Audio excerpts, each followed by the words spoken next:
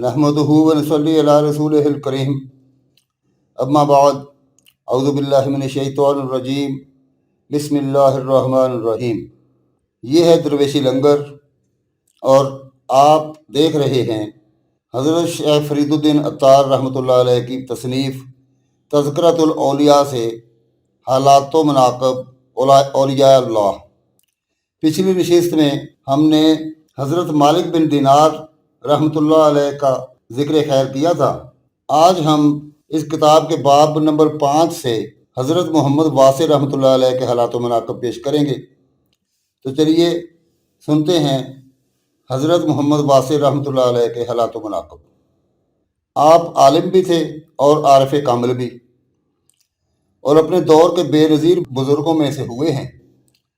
ना सिर्फ ये बल्कि आपको बहुत से ताबईन से शरफ़ न्याज भी हासिल हुआ और बहुत से अहले तरीक़त के मुर्शदीन से भी आपकी मुलाकात हुई, और शरीयत व तरीक़त पर यकसा अमल पैरा रहे और इस कदर कनात पज़ीर थे कि खुश्क रोटी पानी में गोल कर खा लिया करते थे, और फरमाते कि खुश्क रोटी पर काने कभी मखलूक का मोहताज नहीं हो सकता, और खुदा ताला से अर्ज़ किया करते कि तू अपने महबूब की मानद मुझको भी मिस्कीन रखता है, लेकिन मुझे इल्म नहीं कि ये मर्तबा क्यों अता किया गया है।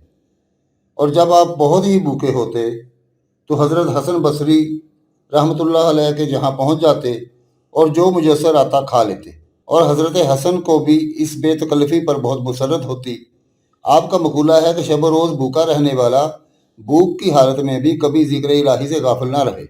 आप रहमतुल्लाह अलैह ने नसीहत करते हुए फरमाया कि दुनिया में रहते हुए ज़ुहद इख्तियार करो और हिर्स को तर्क कर दो, और पूरी मखलूक को मोहताज तस्वर करके कभी किसी से अपनी एहतियाज का जिक्र ना करना, और अगर तुम अब इन चीज़ों के पाबंद रहोगे तो बेनियाज हो जाओगे, और इस नसीहत पर अमल करने वालों को दोनों जहान की सल्तनत हासिल हो जाएगी।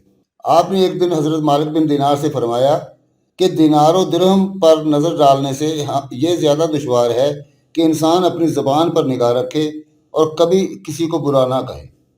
एक दिन आप कतीबा बिन मुस्लिम के यहाँ अदना लिबास में तशरीफ़ ले गए, और जब उन्होंने पूछा कि आपने अदना कपड़ा क्यों पहना है, तो पहली मरतबा आपने जवाब ना दिया।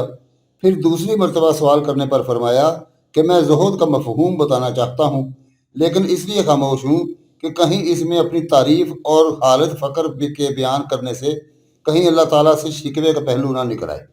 एक मरतबा अपने साहिबजादे को बहुत मसरूर देख कर फरमाया कि तुम किस शय पर नाजा हो कि इस कदर खुश हो, क्योंकि तुम्हारी माँ तो वो औरत है जिसको मैंने 200 दिरहम में ख़रीदा है, और तुम्हारा बाप खुदा की मखलूक में सबसे बदतर है। फिर भला तुम किस चीज़ पर नाज कर रहे हो। आपसे बाद लोगों ने पूछा कि क्या आप खुदा शनास हैं। आपने कुछ देर के बाद फरमाया कि खुदा शनास तो हैरान और गुमसुम होकर रह जाता है, और अल्लाह ताला अगर चाहे तो इसको इज़्ज़त अता कर देता है, जो कभी गैर अल्लाह की जानिब तवज्जो नहीं करता। लेकिन खुदा पर किसी को इख्तियार नहीं है, और सच्चे को उस वक्त सच्चा नहीं कहा जा सकता जब तक बेमो रजा का पल्ला मुसावी ना हो। जैसा कि हदीस शरीफ में है, खैरुल अमूर औस्ताहा, हर शय का दरमियानी दर्जा अच्छा होता। सामीन, ये था हज़रत मोहम्मद वासे रहमतुल्लाह अलैह के मुख्तसर अहवाल। अगली नशिस्त में इंशाअल्लाह ताला हम बाब 6 से हज़रत हबीब अजमी रहमतुल्लाह अलैह के हालात व मनाक़िब पेश करेंगे। तब तक के लिए इजाज़त। अल्लाह हाफिज़।